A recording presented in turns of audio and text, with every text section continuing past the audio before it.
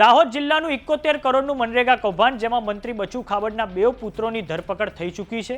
તેઓ હવે સોશિયલ મીડિયાના માધ્યમથી લોકોની સામે આવ્યા છે અને એક વિડીયો તેમણે પોસ્ટ કર્યો છે.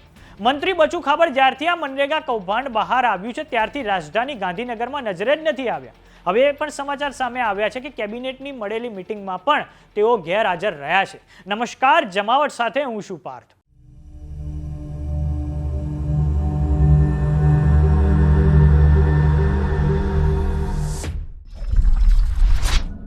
દાહોદ જિલ્લામાં અધધ 71 કરોડ રૂપિયાનું મનરેગા કૌભાંડ બહાર આવ્યું છે.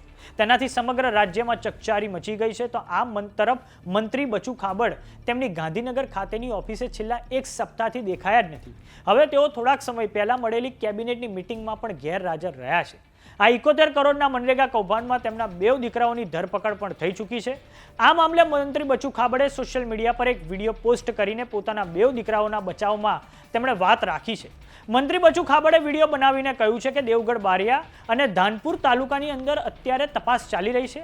આ બાબતે FIR પણ નોંધવામાં આવી છે. આની તપાસ વહીવટીતંત્ર અને પોલીસ તંત્ર પણ કરી રહ્યું છે. મારું તો એટલું જ કહેવું છે કે અમારા 2 તાલુકાની અંદર 35 જેટલી એજન્સીઓએ માલ આપવાનું કામ કરી રહી છે. એ કામ આપવા માટે તેમને કોઈ વર્ક ઓર્ડર આપવામાં આવેલા નથી. એમાં મારા 2 દીકરાઓ પણ છે અને તેઓ 35 વર્ષથી મટીરિયલ સપ્લાયનું કામ કરે છે. તો આ સાંભળો મંત્રી બચુ ખાબડ શું બોલ્યા છે. દેવગઢ બારિયા અને ધાનપુર તાલુકાની અંદર અત્યારે તપાસ ચાલી રહી છે. એના પર FIR પણ થયો છે અને એની તપાસ આજે વહીવટી તંત્ર અને પોલીસ તંત્ર પણ કરી રહ્યું છે. અમારું તો એટલું જ કહેવું છે, અમારા 2 તાલુકાની અંદર 35 જેટલી એજન્સીઓએ માલ આપવાનું કામ કર્યું છે.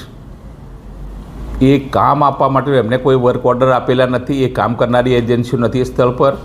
અને એમાં મારા પણ 2 દીકરાઓ છે. મારા 2 દીકરાઓ 35 વર્ષથી મટીરિયલ સપ્લાયનું કામ કરે છે. એ આ પહેલી વાર કામ કરતા નથી. એ માત્ર મટીરિયલ સપ્લાય કરવાનું કામ કરે છે. એ કામ કરવાની જવાબદારી એમની થતી નથી. અને અમે તો કામ કરનારા માણસો છું. અને હું જો આમાં ભ્રષ્ટાચારમાં હોઉં તો હું સરકાર 25 વર્ષથી સંગઠનનું કામ કરું, સરકારમાં કામ કરું છું. 2002થી ધારાસભ્ય તરીકે કામ કર્યો છું, સરકારમાં મંત્રી તરીકે કામ કરી રહ્યો છું અને પંચાયત વિભાગ પણ સંભાળી રહ્યો છું. છેલ્લા 3 વર્ષની અંદર સરકારના પંચાયત મંત્રી તરીકે મારી કામગીરીને પૂરી ભારત સરકારે એને બિરદાવી છે. ને મહામહિમ રાજ્યપાલશ્રીએ મારી ગુજરાત સરકારને બેસ્ટ કામગીરીનો એવોર્ડ આપ્યો છે. અને પ્રજાની અંદર અમે હાથે રહેનારા માણસો, અમે વિધાનસભા હોય કે સંસદ હોય લાખની લીડ આપીએ છીએ. પ્રજા 2.5 લાખ મતદારો મારી સાથે છે. દાહોદ જિલ્લો મારી સાથે છે. અમારા પર ભરોસો છે. તેમ છતાં મને સરકાર પર પૂરો ભરોસો છે. સરકારને બે કીધું તમે તપાસ કરાવી લો. તપાસની અંદર જે કંઈ તપાસની અંદર તથ્યો આવશે એ બહાર આવશે ત્યારે અમે ગુનેગાર સાબિત થયું. આજે એના માટે મારું વહીવટીતંત્ર જે તપાસ કરી રહ્યું છે, એ તપાસના જે તથ્યો આવશે એ હાલ એ જ્યુડિશિયલ મેટર છે. એની અંદર જે સરકાર અને કોર્ટ નિર્ણય કરશે એટલે કોર્ટના આદેશ આપે એના પર પાછળ નિર્ણય આવશે.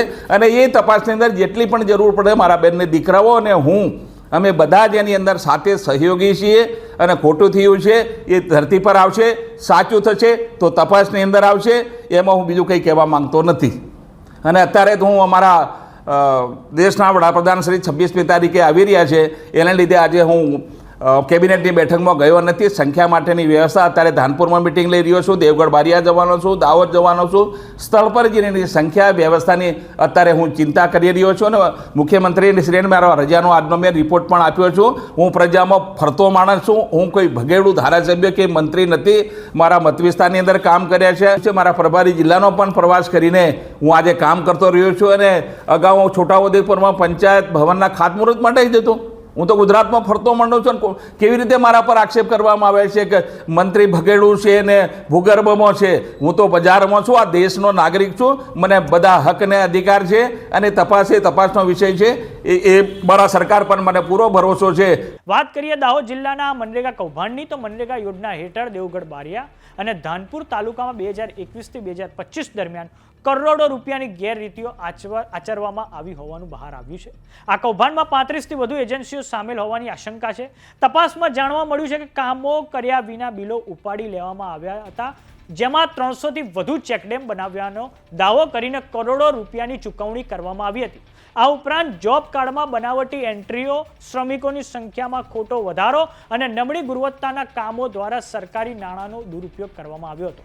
મનરેગા યોજનામાં ભ્રષ્ટાચારની ફરિયાદ અન્ય જિલ્લાઓમાં પણ ઉઠી છે, જેમ કે ભરૂચમાં આ યોજનામાં 1500 કરોડથી વધુના કૌભાંડની આશંકા છોટુ વસાવા દ્વારા વ્યક્ત કરવામાં આવી છે.